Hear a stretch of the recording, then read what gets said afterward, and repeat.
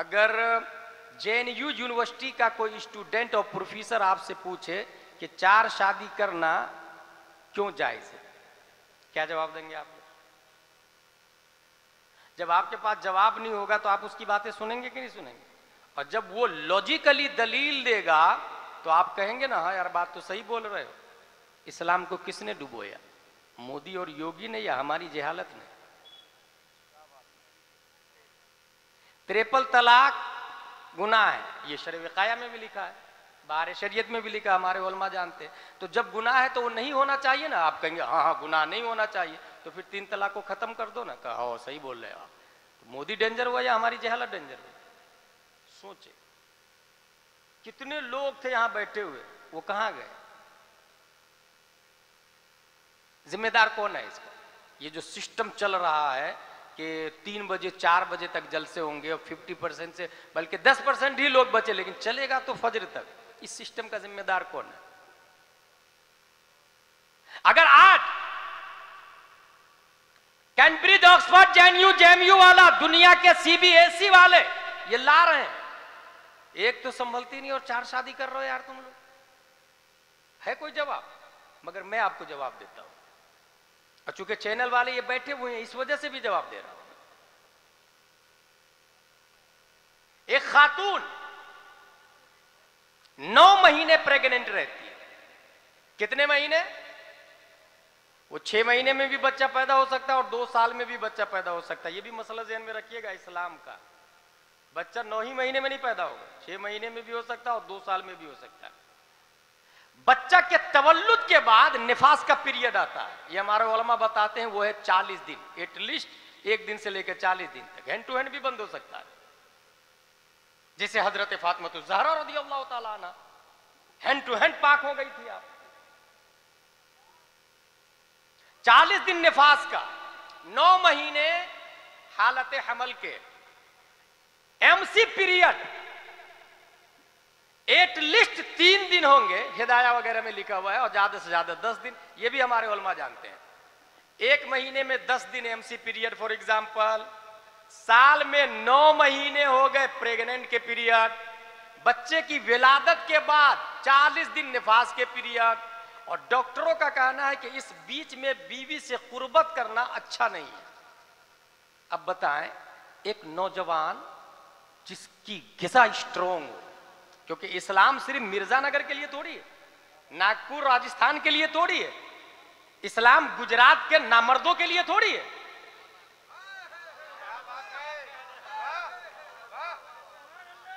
It is universal religion ना bro, worldly मजहब है ये, आलमी मजहब है ये। एक आदमी की वजह से इस्लाम नहीं, आलमी मजहब है। जब आलमी मजहब है तो पूरी दुनिया के हिसाब से, और वो भी वक्ती तौर से नहीं, फ्रॉम बिगिनिंग टू एंडिंग, आदम से लेकर कयामत तक के लिए इस्लाम है। 40 दिन निफास के, 9 महीने हमल के, 10 दिन पीरियड के, एक नौजवान क्या करेगा? बीवी से कुर्बत हासिल नहीं करेगा, और उसको जरूरी है कुर्बत हासिल करना। तुमने तो लाइसेंस देके जानियों को अड्डे पे, बिल्डिंग पे बैठा दिया है, तुम इसको कह रहे हो सही है, मगर वो निकाह करके बीवी को घर में रानी बना के ला रहा है, ये तुम्हारे लिए गलत है। सोचे आप क्या करेगा आदमी? या तो नफ्स पे जुल्म करेगा, या तो कोठे पर जाएगा। नफ्स पे जुल्म करना भी जायज नहीं और कोठे पे जाना भी जायज नहीं, इसलिए इस्लाम ने दूसरी की इजाजत दी है। समझ में आया कुछ? ये कॉलेज वालों के लिए स्पेशल जवाब है, और जो प्रोफेसर और जो मिर्जानगर में डॉक्टर, इंजीनियर, बैरिस्टर, वकील है ना, I am educated person, I can understand what is the fact Islam, मुझे पता है हकीकत इस्लाम क्या है, और रख दे ये सवाल उसके सामने। भाई हर शख्स का अपना अपना डिपार्टमेंट है, अपनी अपनी मजाल है, अपना अपना मैदान है। दूसरी की जरूरत पड़ी, सेम यही 3 कैफियत, 3 पीरियड दूसरी औरत के साथ में भी हो। तीसरी की जरूरत, इस्लाम ने तीसरी की इजाजत दी। टर्म एंड कंडीशन है, याद रखिएगा, एतदाल है, इंसाफ है, बेवा से शादी करना है, मुतल्लका से शादी करना है, तीसरी के साथ भी ये सब चीजें होगी। इस्लाम ने चौथी की इजाजत दी। बीवी बेक वक्त प्रेग्नेंट भी हो सकती है, एमसी पीरियड में भी और निफास पीरियड में भी हो सकती है। इस्लाम ने चौथी की इजाजत दी, पांचवी की इजाजत नहीं। हराम हराम अशद हराम।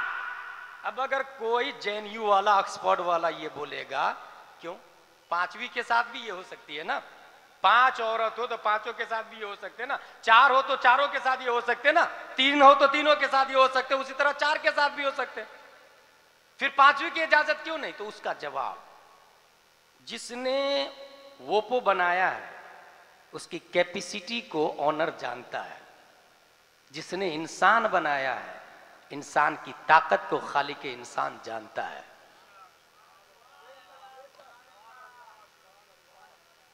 कितने लोग हैं जो इस बात को सेव करके किसी एसपी, कलेक्टर, बैरिस्टर और डॉक्टर, इंजीनियर को बताएंगे? अपनी खुद ही याद नहीं हो पाएगा तो दूसरे को क्या बताएंगे? वो तो जिसको तबलीग का और सीखने का जज्बा होता है तो वो चिराग लेके ढूंढते रहते। ये जवाब हो गया। अब समाज की एक एग्जाम्पल दो, इसके फवाइद बताऊं आपको। मिर्जानगर में एक आदमी है, उसके बहनोई का इंतकाल हो गया और बहन की उम्र है 25 साल। क्या करेगा भाई? कंवारा लड़का कह रहा मुझे कंवारी लड़की चाहिए, और जो शादीशुदा है वो उससे कर नहीं सकता, क्योंकि उसके निकाह में जो बीवी है वो इतनी नालायक है कि शौहर जिना करके आए पसंद है, दूसरी बीवी घर में मत लाना। यह हकीकत नहीं है क्या? गर्लफ्रेंड रख लो चलेगा, लेकिन बीवी घर में नहीं आना चाहिए। काश वो हजरत आयशा को समझ लेती कि उनके मौजूदगी में 10 और बीवियां नबी की है। काश वो इमाम हसन और हुसैन को पढ़ लेती। क्या गौसे आजम की बीवी से आज की बीवी अच्छी है? 4 बीवियां गौसे आजम की और चारों अल्लाह की वली है। अच्छा, खुद उसकी बहन भी बेवा हो जाए, बहन को घर में बैठाना पसंद है, मगर वो भी दूसरे को नहीं देखे। अब इससे नतीजा क्या निकलेगा? या तो कंवारे लड़के हराम का रिश्ता बनाएंगे, और गवर्नमेंट कहता है ये हराम थोड़ी है, अगर दोनों राजी हो इट इज लिविंग रिलेशनशिप, ये अलाउ है। इसी वजह से मुझे याद आ रहा रिजवान भाई, किसी ने मुझे कहा कि आपके मदरसे में स्कूल की सर्टिफिकेट है क्या? मैंने कहा किस स्कूल की बात कर रहे हो भाई? बोले वही जो गवर्नमेंट देती है सर्टिफिकेट। मैं किस गवर्नमेंट की बात कर रहे हो? जो मर्द मर्द की शादी को जायज कहता है, जो औरत औरत की शादी को जायज कहता है, जो कुत्ता बिल्ली से इंसान शादी कर सकता है उसको जायज कहता है, लिविंग रिलेशनशिप को जो जायज कहता है उसकी बात कर रहे हो तो। और क्यों बात कर रहे हो भाई? जो ये कह रहा है कि पर्दा लगा के पढ़ने मत आना स्कूल में, उसकी सर्टिफिकेट तुमको चाहिए? तुम्हारा पर्पस क्या है भाई? नौकरी और जॉब कराना है तो फिर तुम मदरसा मत भेजो लड़की, स्कूल ही ठीक है। चाहे वो शर्ट पहन के, टी शर्ट पहन के, अंडरवियर पहन के जाए, उधर ही रहना। लेकिन मदरसा इसलिए नहीं बनाया गया है कि उसमें गवर्नमेंट की सर्टिफिकेट दी जाए। मदरसा इसलिए बनाया गया है कि आशिक़े मुस्तफा पैदा किया जाए, सीरत फातिमा औरतों में लागू किया जाए। हम इस बात की जमानत देते हैं कि आपके बेटी हमारे मदरसे में आ गई, वो जान तो दे सकती है, अपनी इज्जत नहीं दे सकती है, नामूसे फातिमा नहीं दे सकती है, वो जान तो दे सकती है मगर चादर फातिमा को जमीन पे गिरने से बचा लेगी।